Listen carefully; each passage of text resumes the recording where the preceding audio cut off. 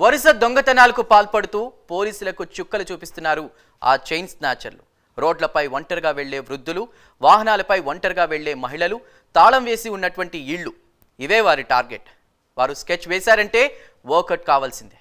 మరి ఆ చైన్ స్నాచర్లకు పోలీసులు చెక్ పెట్టారా?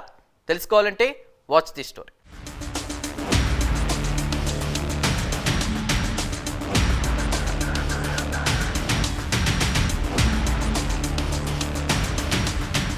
హుజూర్ నగర్ పట్టణానికి చెందిన ఇటికాల ఫణిచందర్, కోదాడ పట్టణానికి చెందిన చేకూరి నాగేంద్రబాబు మరో ఇద్దరు మైనర్లతో కలిసి ఓ గ్యాంగ్గా ఏర్పడ్డారు. మద్యం జల్సాలకు అలవాటు పడి దొంగతనాలు చేయడం ప్రారంభించారు. ఒంటరిగా రోడ్ల మీద నడుచుకుంటూ వెళ్లే వృద్ధులు, మహిళలను టార్గెట్ చేస్తూ వారి వద్ద బంగారు ఆభరణాలు కొట్టుకెళ్తున్నారు. తాళం వేసి ఉన్న ఇళ్లను లక్ష్యంగా చేసుకుంటూ దొంగతనాలు చేస్తున్నారు.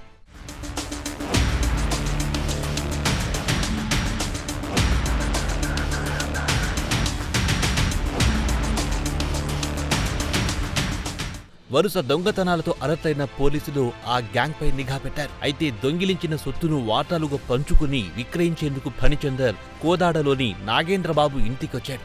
అప్పటికే వారిపై నిఘా పెట్టిన కోదాడ పోలీసులు వారిని అదుపులో తీసుకున్నారు. పోలీస్ స్టేషన్కి తీసుకెళ్లి తమ స్టైల్లో విచారించడంతో వారిద్దరి దొంగతనాల చిట్టా మొత్తం విప్పారు.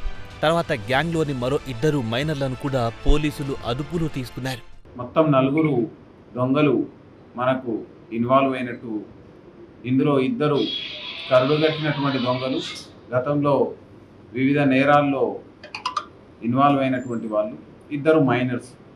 వీళ్ళ ఇచ్చినటువంటి సమాచారం మేరకు మనం ఈరోజు 11 లక్షల విలువైనటువంటి బంగారు ఆభరణాలు, 8 తులాల బంగారం, 250 గ్రాముల వెండి, అదేవిధంగా 2,20,000 పడుతున్నటువంటి KTM విలువైనటువంటి బైకు, 60,000 విలువ కలిగినటువంటి 3 ఫోన్లను సీజ్ చేసుకోవడం జరిగింది. ఈ ఫణిచందర్ అనే అతను చాలా దొంగతనాలలో కోదాడ టౌనే కాదు, హుజూర్ నగర్, చౌటుప్పల్, అనంతగిరి, నేలకొండపల్లి, మునగాల, చిలుకూరు, వేములపల్లి, నిడమనూరు తదితర పోలీస్ స్టేషన్లో చాలా కేసుల్లో ఇతను నమోదై జైలుకు పోయొచ్చిన సందర్భం ఉంది.